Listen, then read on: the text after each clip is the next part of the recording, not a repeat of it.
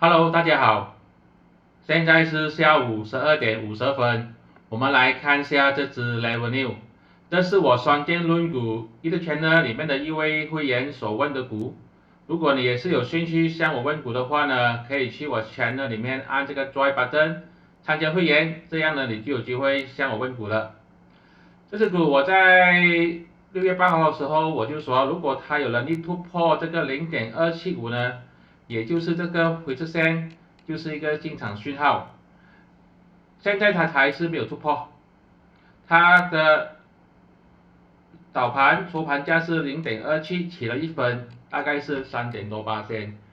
可以看到呢，它已经是站上去了这个蓝色线，这个紫色线，就是只是差这一个回撤线0.275。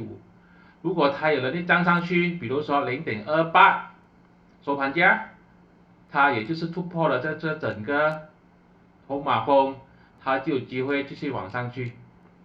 没有突破0.275，基本上看看就好了。这是我的个人看法，并没有任何的买卖建议，你的钱你自己做主。谢谢大家。